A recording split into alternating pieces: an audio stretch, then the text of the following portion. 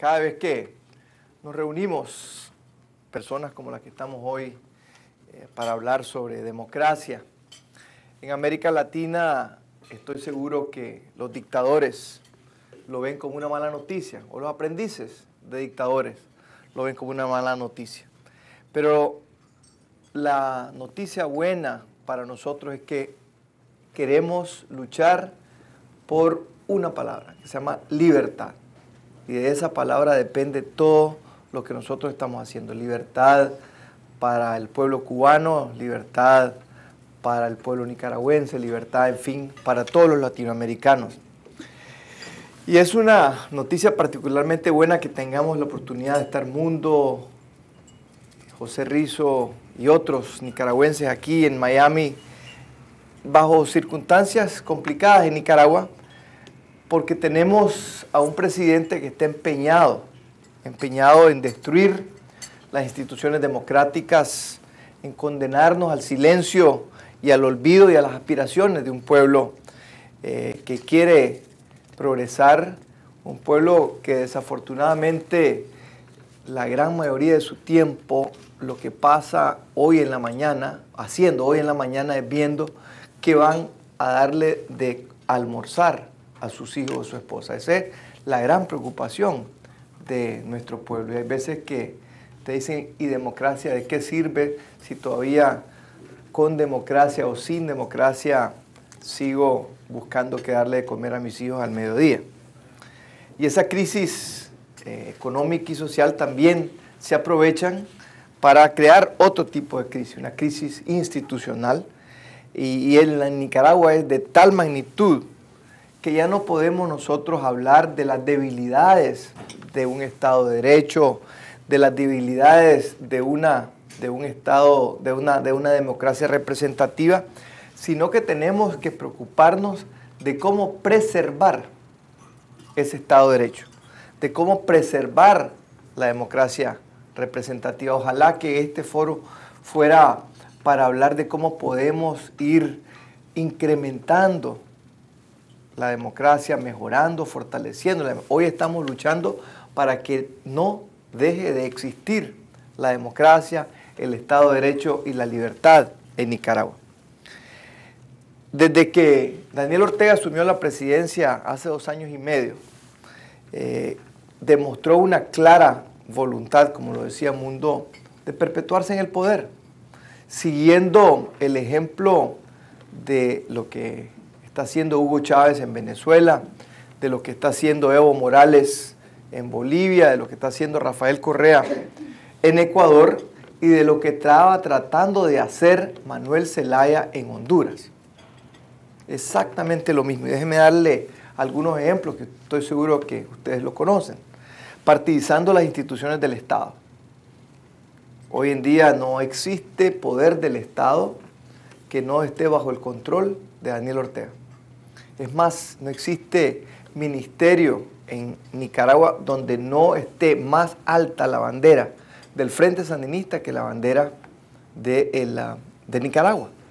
Inclusive puede llegar a un ministerio, algún hospital, alguna escuela, donde no esté la bandera de Nicaragua, pero sí está la bandera del Frente Sandinista, cosa que nunca había pasado en los últimos 18, 19 años desde que llegó doña Violeta Barrios de Chamorro a la presidencia. Han venido, como decía Mundo, persiguiendo a los medios de comunicación, persiguiendo a los periodistas independientes. Está con nosotros un periodista que se llama Jaime Arellano, como decía Mundo, que tenía un programa en el Canal 10, un programa de pláticas, de conversaciones políticas, de análisis político en la mañana, hasta que un día vino la esposa de Daniel Ortega y demandó al canal de que lo retiraran. Lo quitaron, se pasó al Canal 2 y al año en el Canal 2 igual, las presiones de la Dirección General de Ingresos, la Dirección General de Aduanas, el Ministerio de Salud, el Ministerio del Trabajo, el Seguro Social, hicieron que también le quitaran el programa. Y es así que esos 2 canales no tienen programas de opinión política en la mañana. Han venido siguiendo el mismo patrón que en Venezuela y en otros lados, acusando a la oposición política de todo, desde robarse miles de millones de córdobas, hasta que somos responsables por haber cortado la cooperación externa, desprestigio, campañas en los medios de comunicación. Le gustaría que nos fuéramos del país, que abandonáramos el país para dejarle el camino solo a Daniel Ortega.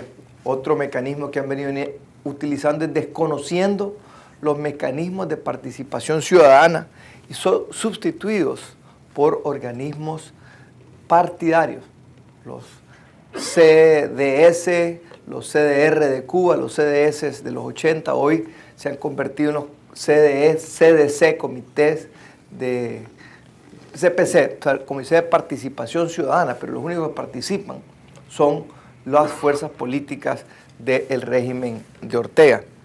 Y obviamente el último punto es tratar de hacer reformas constitucionales para perpetuarse en el poder.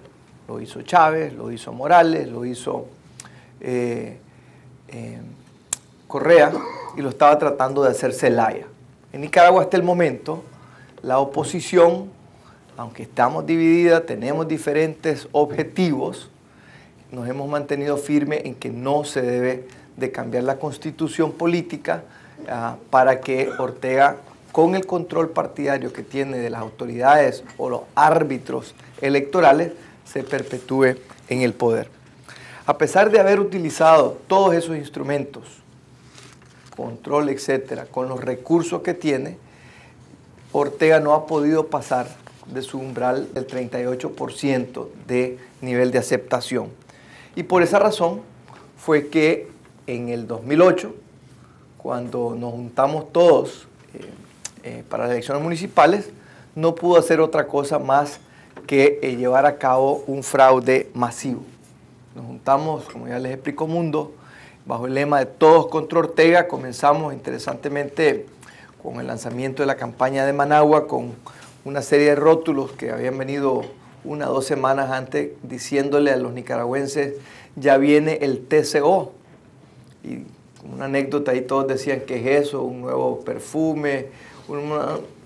2 semanas ahí que aparecían rótulos decía TCO, hasta que en la campaña, en la apertura de campaña, desvelamos que TCO significaba Todos contra Ortega.